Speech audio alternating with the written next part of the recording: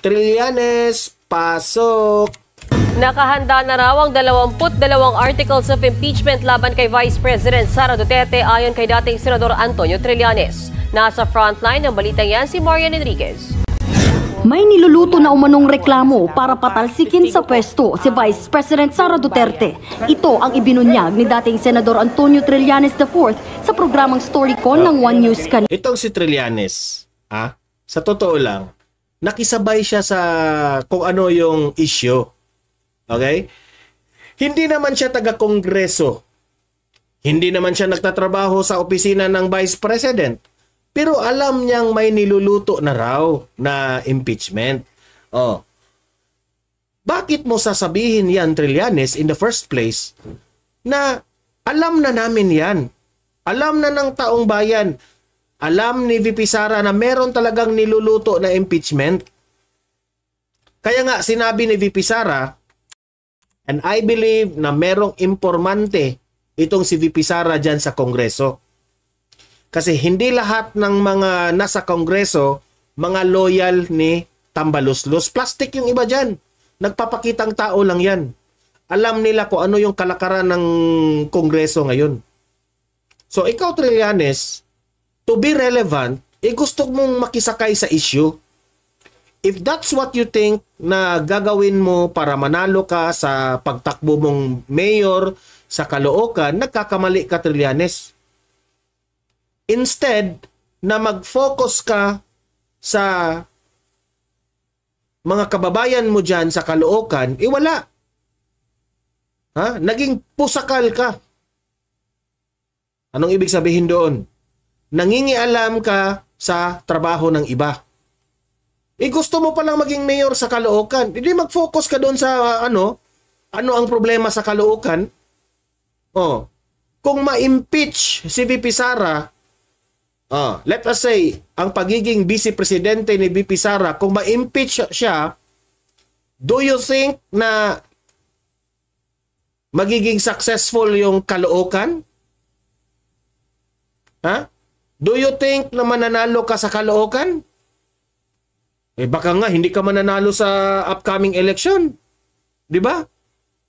Sige, patuloy. Kasi mas may alam pa siya Mismo nga ang taga-kongreso, dinideny nila na may niluluto na impeachment. Pero alam ni VP Sara na meron. Pero siya, nakialam rin. Ay nako, Trillanes! Ayon sa kanya, may kausap na siya sa Kamara para siyang maghain ng impeachment complaint. May nakausap raw siya sa Kamara. Ngayon, Trillanes, nagmamayabang ka na may kausap ka sa Kamara. Sino yun? Nagtatanong kami, sino yun? Parelevant rin ito na parang ibig niyang sabihin na marami rin siyang kapit na kakilala dyan sa Kamara.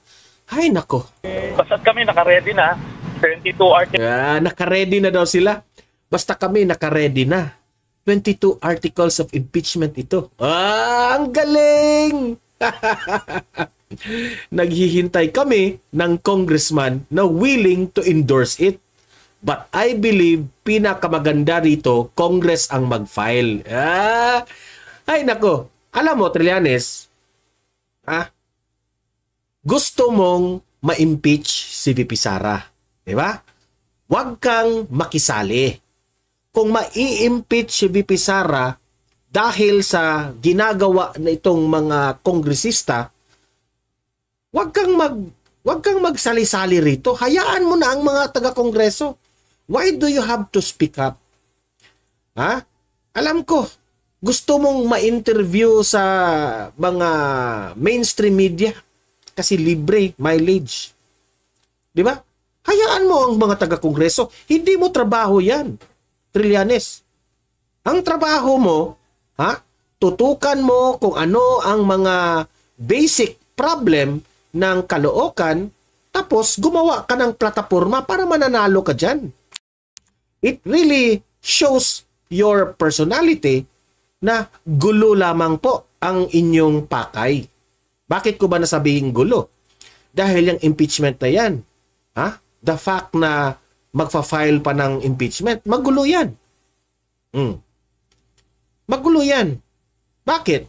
Trillanes, yang mga ginagawa mo ngayon, ano sa tingin mo? Makakatulong ba sa problema ng taong bayan yan, yung mga ginagawa mo? Hindi.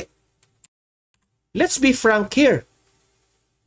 It only shows your personality na mahilig ka lang talaga na mumulitika. Si VP Sara nga, ni minsan, hindi yan pumapatol ng mga chismisan, kung ano-ano yung mga interview sa media, ganun, ganyan. Pero, kaisa lang yan bumabanat kapag kailangan na.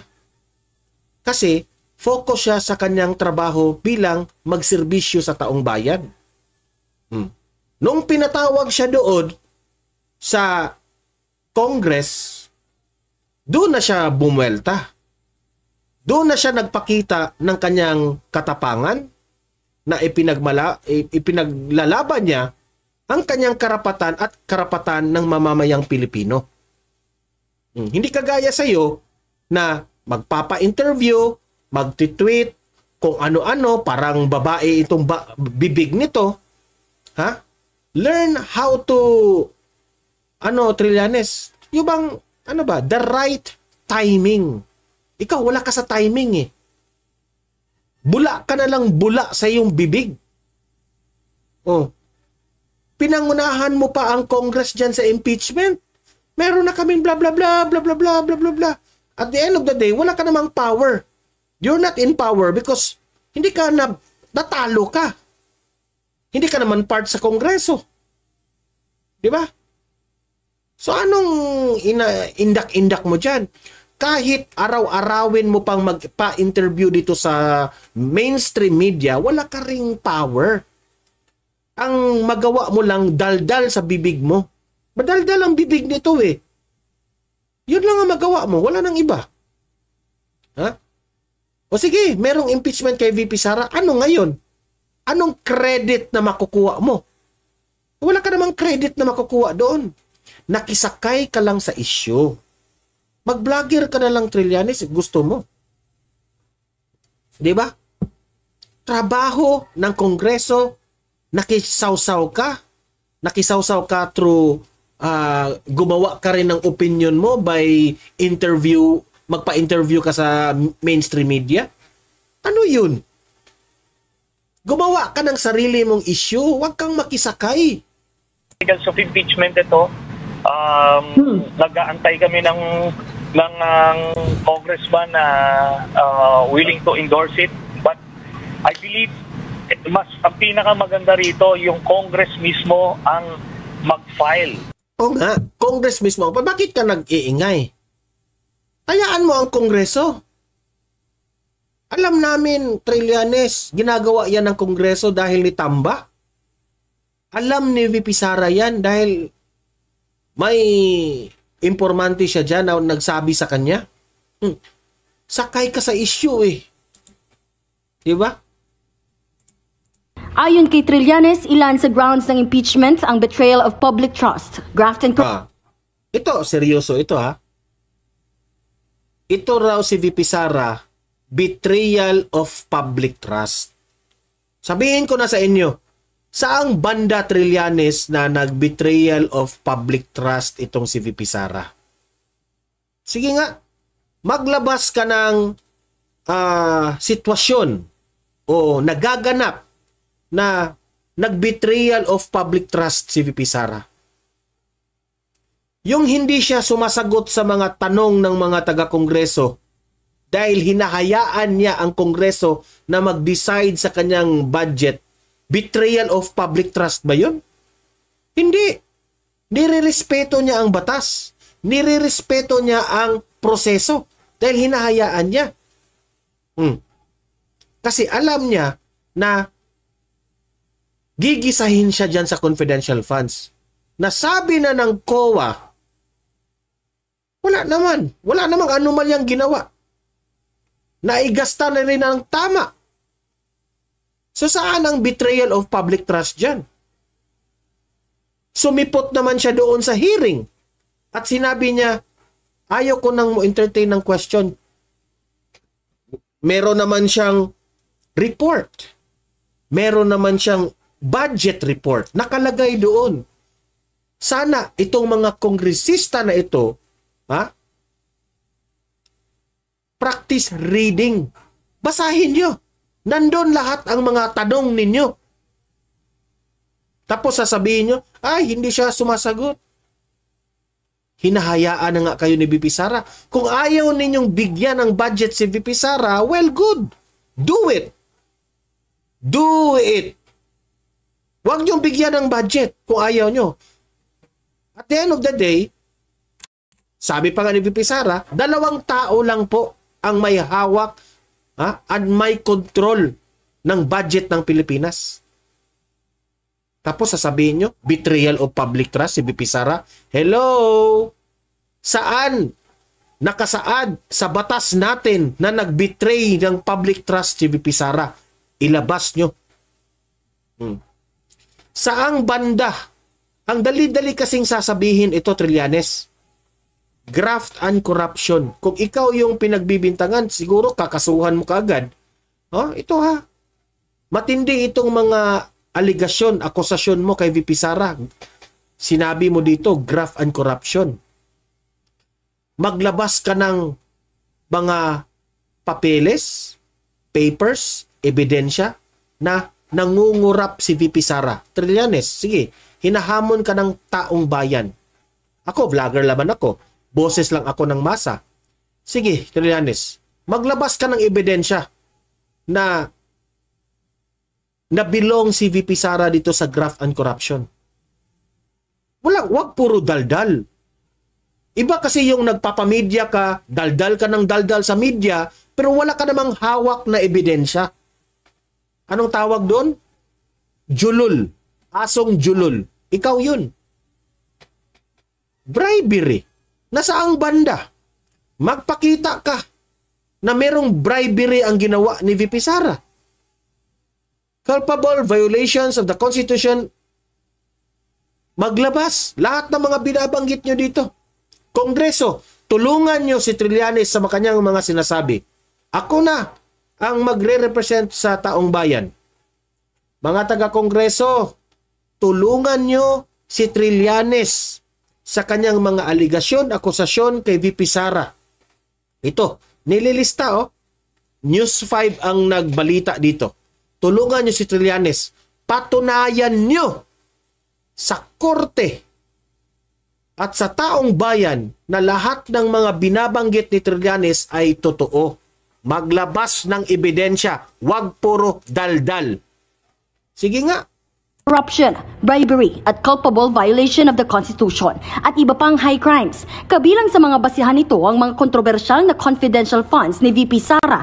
Ayan na naman tayo sa confidential funds na naman. Sinabihan na nga kayo ng COA na walang anomalya. Ano pa bang gusto nyong kalkalin? Sige, ano pa bang gusto nyong kalkalin? Bakit? Ang ibang mga government officials, wala ba silang confidential funds?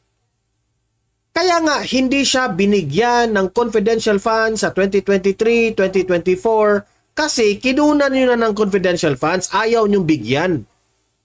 Tapos yung iba dyan, yung ating presidente, merong confidential funds, bakit hindi nyo yun imbestigahan para patas yung lahat, para hindi kayo bias? 650 million confidential funds sa DepEd. Ayan, naipresenta rin yan.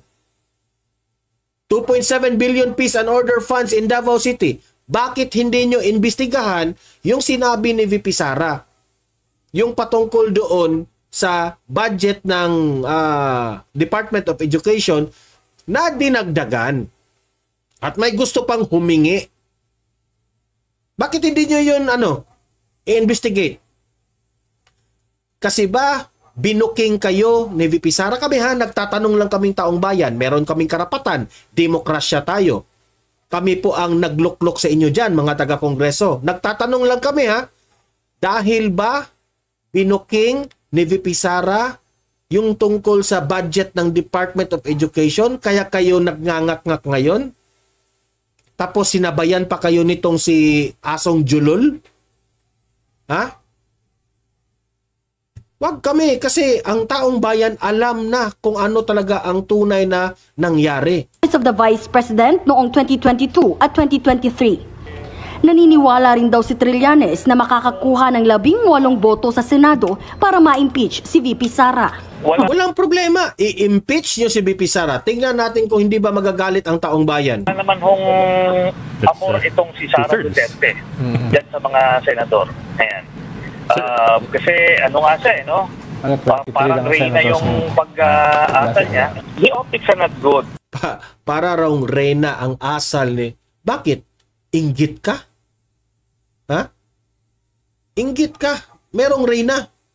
Hindi mo kaya yun. Sinabihan mong reyna si VP Sara because she act as a strong leader. Hindi mo kaya yun eh. Weak kayo eh. Weak kayo. Si VP Sara po, ako, sasabihin ko sa inyo mga taong bayan, mga audience ko dito sa Donmar TV, bakit ko ba nasabi na si VP Sara ang karapat-dapat na maging presidente ng Pilipinas? Siya lamang po ang pag-asa natin dahil sa kanyang katapangan.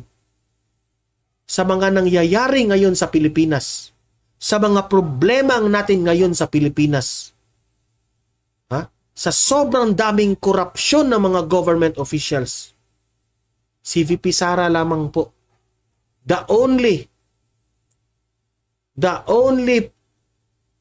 future president na kailangan natin para sugpuin itong problema ng Pilipinas. Wala nang iba.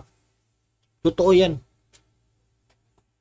Huwag nating hayaan ang pera ng taong bayan na abusuhin itong mga buwaya na ito.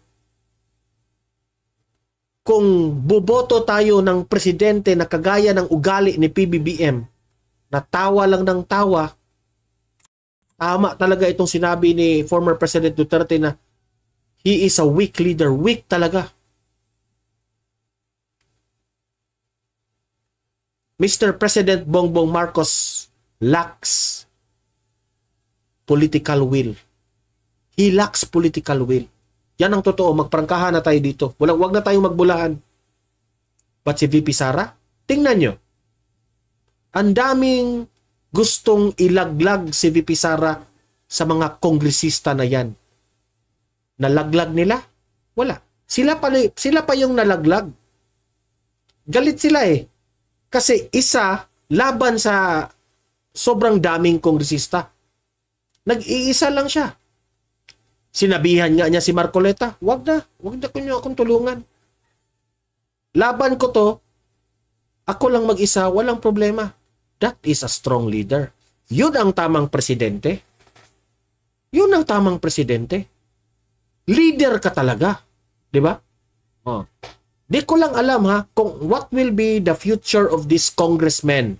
Itong mga congressmen na banat ng banat ngayon kay VP Sara. Good luck na lang. Kasi kung mananalo si VP Sara bilang presidente ng Pilipinas, di ko lang alam kung saan kayo pupulutin o saan kayong partido pumunta. Naghahanap siya ng kakampi, politically isolated na siya. Wala pang tugon ang tanggapan ni VP Sara tungkol dito. Paglilinaw naman ng ilang kongresista. So, ito yung sinabi ng ilang mga sa GMA, mga bagitong kongresista. Ito yun ha. Tandaan nyo ang mga mukha na ito. Okay? Ito yung mga nananawagan kay VP Sara na magbitiw ka na lang bilang vice presidente. Kasi hindi raw nila nagustuhan yung hindi pagsipot ni VP Sara sa hearing ng kanyang budget. Kayo, sa totoo lang, wala kayong common sense. Kayo, alam nyo ba kung bakit? Sinabihan na nga kayo, hinayaan kayo na kayo na ang mag-decide sa kanyang budget. Ano pa bang gusto nyo? Hindi nyo makokontrol si VP Sara. Kaya kayo, desperado. Hindi nyo makontrol. You cannot control a strong leader. Hindi kagaya nyo, weak kayo. Kasi, may nakatali sa mga lieg ninyo. Sino ang nagtatali? Alam na namin, taong bayan. Alam na namin kung sino. Sip-sip kayo eh. Sobrang sip-sip nyo. Hindi kayo, hindi nyo malalamangan ang kagaya po ng Vice Presidente. Hindi nyo makokontrol yan. Hindi nyo makokontrol. Kasi, hindi siya weak kagaya ng amo ninyo. Kung hindi nyo makuha ang gusto nyo, na papuntahin nyo si BP Sara dyan, na tanungin nyo ng tanungin, huwag nyong bigyan ng budget.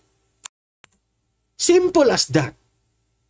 Kayo man nagway ang magdi-decide. Hindi huwag nyong bigyan ng budget. Bakit kailangan nyong umiyak sa mainstream media na you have the control? Hinahayaan kayo.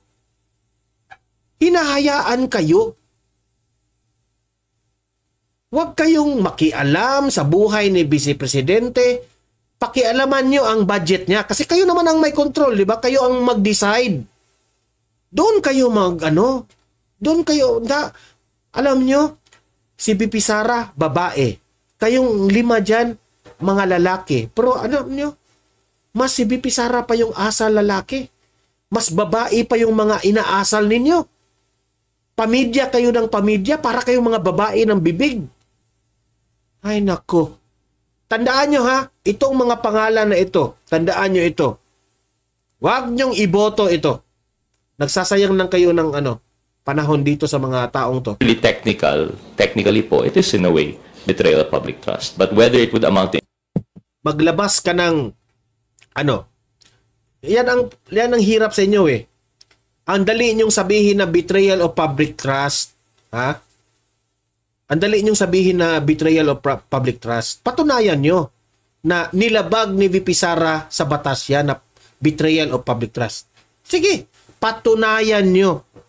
Huwag puro daldal. Impeachment. Masyadong malayo naman po yun. Pero may posibilidad daw na Sabi dito ni Virgilia Baguhin, welcome to Donmar TV, Ma'am Virgilia. I don't like this vlogger. Bakit ka nandito? You don't like me because nasasaktan ka sa mga sinasabi ko. Kasi ang totoo, masakit yan. I feel you. Hindi kita tatanggalin sa aking channel. Gusto ko manood ka sa akin at masaktan ka ng masaktan dyan. nilang magbitiw si VP Sara dahil tila hindi na raw ito interesadong gawin ang kanyang trabaho matapos hindi dumalo ng ilang beses sa budget hearing. Ang tanong, hindi na raw nagagampanan ang trabaho ni VP Sara. Okay, ang tanong, nung panahon na nagbaha, may bagyo, may baha, sino ang nauna na opisina na tumutulong? O, tanong, mag-real talkan tayo dito, real talk. Sino ang pinakaunang ahensya ng gobyerno, opisina ng gobyerno, ang pinakauna na nandun sa baha at sa bagyo na yan? Sino ang unang binalita? Vice President. Opisina ng Vice Presidente. Nandun pa siya sa ano dyan ha? Nasa labas sa bansa pa siya. Kasi nakaschedule yun eh. Nasa labas pa ng bansa si VP Sara doon ha? Wala pa siya sa Pilipinas. Pero ang kanyang opisina ang nauna. Hindi ba kayo nahihiya doon? Ha? Puro kayo party-party. Yan na lang ba ang alam natin? Puro kayo ayuda ng ayuda? Ang baha nasa Luzon. Ha? Yung baha nasa Luzon. Martin Romualdez, makinig ka. Yung baha nasa Luzon. Pero saan ka namimigay ng ayuda? Sa Mindanao. Nasaan na ba ang utak natin ito? That is a simple and common sense na pagsugpo ng problema. Ang baha na doon sa Luzon. binaha yung Maynila, pero namigay ka ng ayuda dito sa Mindanao? Julol ka ba? Nasaan ang utak ninyo? Di ba? Nasaan ang utak ninyo? It only shows na ang hina ng mga analysis ninyo. Baha doon sa Luzon. Namigay ng ayuda dito sa Mindanao? Utot nyo. Ang OVP. We can ask her to step down as the Vice President. Kasi nakikita natin hindi naman po siya dumadalo sa mga pandinig dito po sa Kongreso. Tanungin mo ang sarili mo. Bakit? Ikaw siya mismo, siya ang nagsabi, hindi siya dumadalo sa mga pagdinig dito sa Kongreso. Now, let me throw back that question to you. Bakit si VP Sara hindi siya pumunta dyan? Hindi na siya pumunta. Bakit? Dahil paulit-ulit lang kayo para kayong sirang plaka. Busy po ang aming Vice Presidente sa pagtulong ng mamamayang Pilipino. Hindi niya i-priority yung Kongreso. Kasi yung kayong mga taga-Kongreso dyan, hindi naman kayo ang rason para nanalo siya sa Vice Presidente. Ang mandato po niya, taong bayan. Meron po siyang utang na loob sa taong bayan. Magserbisyo siya sa taong bayan. Hindi sa inyo. Bakit siya magpakontrol sa inyo? Bakit siya magpakontrol sa inyo? Ang kakapal ng muka nyo na kontrolin nyo si VP Sara? Ang may karapatan magkontrol kay VP Sara ay taong bayan lamang. Kaming taong bayan, kami ang dapat mag-control ni VP Sara. Kami dapat ang sumingil kay VP Sara kung ano ang gusto namin. Kasi kami yung bumoto sa kanya. Pero kayo, Kongreso, wala namang ginagawang masama yung Vice Presidente. Tinutupad man niya ang mga hearing na yan. Hinayaan kayo. Hindi naman kayo binastos, hindi naman kayo ininsulto. Pero iyak kayo ng iyak sa mainstream media. So, ano po ibig sabihin nito? Hindi na po siya interesado? At mas pinili niya pa po bumunta sa isang beach resort? Bakit ka iiyak? Bakit ka nangingialam sa pumunta siya sa beach resort? Pumunta ka rin doon sa beach resort mo. Kung saan ka magpasyal-pasyal. Kaysa dumalo po dito sa pagdinig sa kanya pong budget. Pagkasirang plaka na kasi kayo Kumakalat online ang mga litratong ito ni VP Sara. Naka-shirt at shorts lang ang Anong problema? Anong problema? sa isang resort sa Calaguas Island. Sa isang pahayag kahapon, nagbabala ang OVP sa publiko tungkol sa mga pinakakalat na fake news para raw sirain ang reputasyon ng VP. Kabilang na ang istoryang nasa beach siya sa gitna ng plenary budget deliberations. Pinabula Kasi I believe na hindi ito kasabay ng plenary deliberations, yung mga pictures na yan. I believe so. Kasi nagpalabas na po ng official statement ang opisina, Office of the Vice President patungkol dito. Okay, basahin natin yan. Anan din ng OVP na pinaghintay nila ng... yan ang official post ng Office of the Vice President. Sinabing fake news. Okay, sa mga nagpapakalat dyan, fake news. OVP didn't make congressmen wait for 17 hours. Ibahin nyo itong Vice Presidente namin. 17 oras ang mga kongresista sa budget deliberation kahapon. Noon pa raw sinabi ni VP Sara na pinauubayan na nila sa Kamara ang deliberation. Hindi ba yun klaro sa inyo? Pinauubaya na nga sa Kamara. Pinauubaya na nga sa Kamara. Pinauubaya na nga sa Kamara. Pinauubaya na nga sa Kamara. Mga kongreso, hindi ba ma-target sa utak nyo yan? Hinahayaan na kayo. Kayo na mag-decide. Huwag nyo bigyan ng budget kung ayaw nyo. Pinauubaya, pinauubaya, pinauubaya, pinauubaya. Hindi ba kayo makaintindi?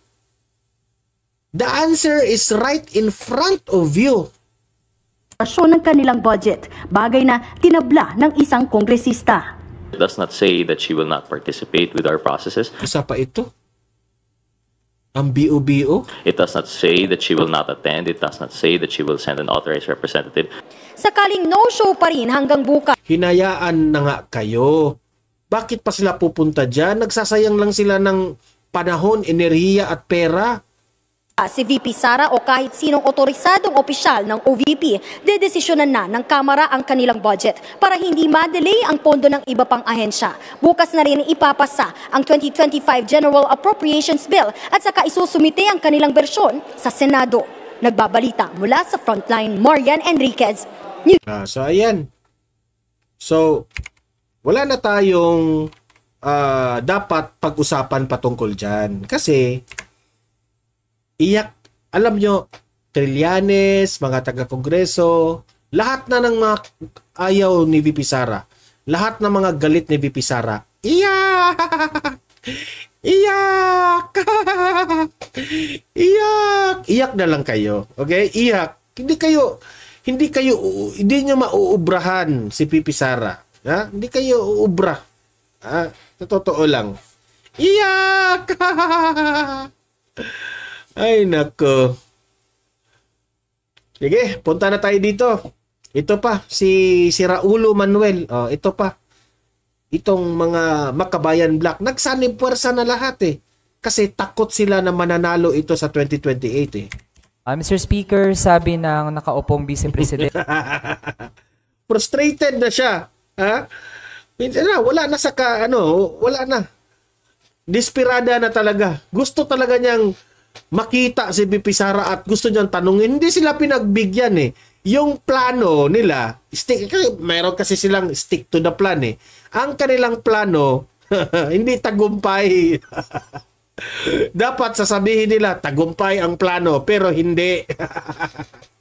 Hindi nagtagumpay ang plano. Sa isang public event kahapon, and I quote, "Hinahanap nila ako ngayon sa House of Representatives kasi yung binabasa niya, yun yung statement ni VP Sara, okay? Mr. Speaker, sabi ng nakaupong... It really shows na nakaabang siya sa page ni VP Sara. Ha?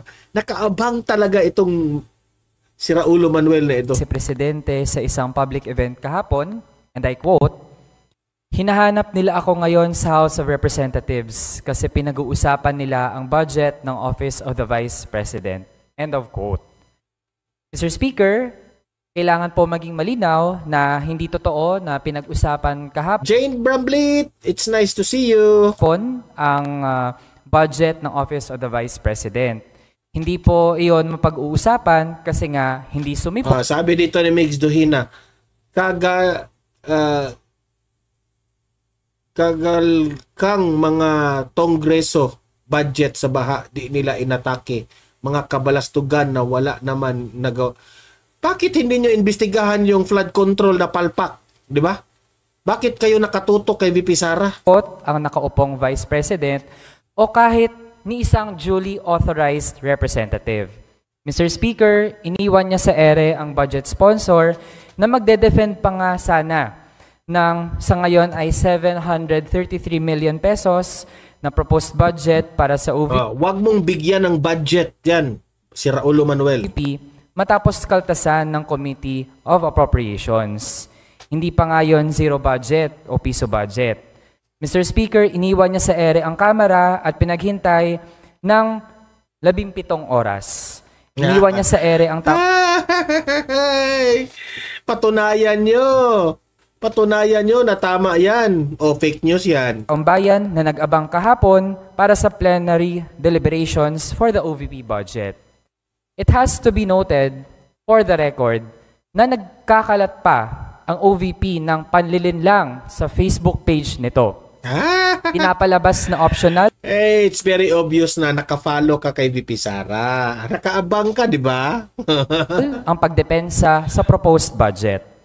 Mr. Speaker, naghintay tayo kahapon for 17 hours hanggang... Kasi kayo yung nagpapakalat eh. Bakit nyo sasabihin na pinaghihintay kayo ng 17 hours? Hindi yun sana sinabi nyo. Alam nyo na hindi sila sisipot. Sinabi na yan ni VP Sara. Sinabihan na nga kayo, ang tigas-tigas ng mga ulo ninyo, na kayo na nga ang magdesisyon dyan sa budget niya. Kung ayaw niyong bigyan, sige, wag niyong bigyan. Wag iyak. 3 a.m. kanina, nag-resume today, naghintay ulit tayo ngayong araw. Mr. Speaker, that's because yung mga trabaho ninyo na ano kayo ng madaling araw, pakitang tao yun eh. for the OVP to appear and to answer budget-related questions is not an option. It is an obligation. Iboto nyo si Raulo Manuel. Strong leader yan. Tingnan nyo ang TikTok niya. Mr. Speaker. Mr. Speaker, So isa pa yun. Isa rin yun sa bantayan natin, ha. Huwag nyong iboto yun. Kahit party list, huwag nyong iboto. Yun ang nakakasira ng isa sa mga dahilan kung bakit nagkagulo ang mundo ng politika natin. Isa rin yun. Okay? At dahil dyan, sa mga boring si VP Sara. Boring. Alam nyo ba kung bakit boring si VP Sara? Kasi si Martin Romualdez at itong si Presidente Bongbong Marcos, kung sila po ay namimigay ng tulong o ayuda, grabe, parang game show. 'Di ba? Kita natin 'yon. Nakapalibot yung mga tarpaulin. 'Di ba? Martin Romualdez, ang mga picture ni Martin Romualdez, picture ni Bongbong Marcos. Maraming salamat, Bongbong Marcos, 'di ba? May paganon-ganon pa si ano sabi niyo? Si Mix Nograles. Mix Duhina na naman. Moderator ko 'yun eh. Oh. 'Di ba? Sabi ko, boring si VP Sara. Alam niyo ba kung bakit? Ito, ipapakita ko sa inyo. VP Sara! Ayan! Sabi dito ni VOVPH, page ng VOVPH. Boring, no? Walang tarpaulin at stickers gaya ng kina Martin Romualdez. 'Di ba? Kapag silang Martin Romualdez yung namimigay ng mga tulong, ang daming mga tarpaulin. Parang ang game show eh. Parang nandun ka sa yung game show ni Willie Revillame. Sabi dito ng SMNI News, mahigit 1,000 relief boxes inihahanda ng Office of the Vice President para sa mga apektadong pamilya sa Jovillar, Albay dulot ng bagyong Inteng. Ayan, di ba? So, ibig sabihin, si VP Sara na naman ang nangunguna sa pagtulong. Sa mga nagsasabi na bakit 1,000 lang? Paano hindi 1,000? Hindi nyo binigyan ng tamang budget ang Vice Presidente. The Vice President only proposed budget. At the end of the day, ang Kamara po ang magde-decide kung magkano lang po ang i-approve ng budget.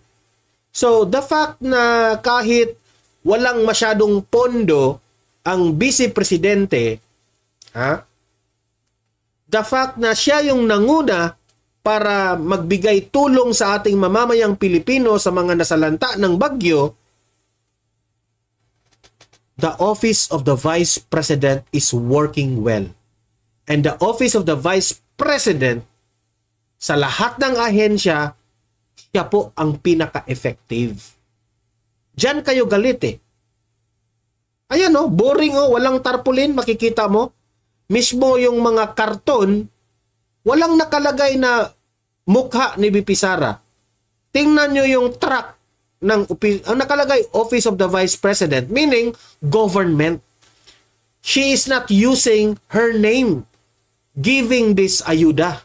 Hindi kagaya ng namimigay ng bigas, may nakalagay doon mukha ni Romualdez. May pa-game show pa. Ang epal. Sobrang epal. Pero ito, ang boring. Boring. Kasi si VP Sara po, hindi po niya gagamitin ang pera ng taong bayan para sa kanyang own na siya yung mabango kasi namigay siya. Ibinabalik lang po ni VP Sara ang mga taxes ng mga Pilipino. Hindi yang nakikita nyong mga karton, yang nakikita mong truck na yan, sa gobyerno yan. People's money. People's money. Okay? People's money. So, boring. Boring si VP Sara, no? Walang tarpaulin, no? Di ba? Hiyang-hiya naman ako sa inyo. Sobrang hiyang-hiya ako. Hindi ba pwedeng mamigay tayo ng ayuda o tulong na hindi talaga nakabulantrat yung ating mukha doon? Bakit kailangan yung magtayo ng mga tarpaulin? Bakit kailangan yung magsigaw-sigaw sa microphone na 15,000 pesos? Parang game show, parang si Willie Revillame. Di ba?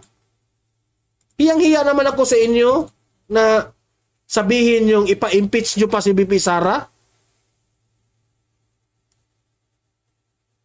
Hindi nyo ba inisip na magagalit ang taong bayan dyan? Magagalit dahil matino yung Vice President, binoto ng 32 million, effective ang kanyang leadership, tapos ipapa-impeach ninyo. Dahil lang sa hindi siya dumalo dyan sa at sabihin yung betrayal of public trust. It's not betrayal of public trust. Binubuking nga ni VP Sara yung mga hinding magandang moves. Bilyones na pera yung binuking ni VP Sara, ha? Hindi yun maganda. Hindi yun nagugustuhan ng taong bayan. Tapos sasabihin nyo, siya pa yung nag-betray sa taong bayan? Hindi. Sagutin nyo muna ang mga tanong ng taong bayan. Ha? Sagutin nyo muna. Huwag yung tinatanong kayo kay Eric Solis. Di ba? O, ano ginawa nyo? Kinontempt nyo kagad. Pinatawag nyo sa Senado. Nagtatanong. Meron kaming karapatang taong bayan na hanapin yung resibo ng mga ginasta ng mga government officials. Meron kaming karapatan. Kasi at the end of the day, taxes yan ng Filipino people. It's owned by the Filipino people. And we have the right to see saan napunta. Okay? Di ko nga alam bakit hanap kayo ng hanap sa resibo ng confidential funds. So, it depicts the purpose of the confidential funds. Diyan mo talaga makikita sina itong mga Makabayan Black na sila yung nangunguna na nag-question dito sa confidential funds. Diyan mo talaga makikita kung gaano sila kabobo. Alam nyo ba? Nakalagay na nga doon, ha? Confidential. Confidential. Castro, hanapin mo yung meaning ng confidential sa dictionary o sa Google. Sa Google na lang. Ang daming meaning doon, Castro. Si Raulo Manuel. Ang dami doon. Confidential. Anong ibig sabihin ng confidential? Confidential funds. Tapos, kung alam nyo na kung anong meaning ng confidential, hanapin nyo kung ano yung description ng confidential fund sa batas natin, sa batas ng bansang Pilipinas. Sa ating konstitusyon, ano ang confidential funds? Nandun. Ha? Define the term confidential funds sa batas natin. Sige nga. Nakalandra ka dun yung meaning. Kung anong ibig sabihin. That will answer your question. Sa totoo lang. Bakit ang COA, ang mga information about the confidential funds, ay dun lang yun. Dahil ito pong confidential funds na ito, gagamitin po ito sa mga kalaban ng gobyerno. Yan ang hindi nila maintindihan eh. Sa totoo lang. Okay? So, kayong mga audience ko dito, libre kayong mag-comment, mag-react sa mga pinag-usapan natin. Papayag ba kayo na ma-impeach si VP Sara? Deserve ba ni VP Sara na ma-impeach siya? Si VP Sara ba ay talagang nag-betray sa public trust? Ha? Anong masasabi nyo sa mga namimigay ng ayuda na nakalandra kayong kanilang mga muka sa tarpaulin? Bakit ang boring ng truck ng mga tulong ni VP Sara? Bakit walang mukha ni VP Sara? Bakit ganoon? Bakit ang boring kung mamimigay ng tulong si VP Sara?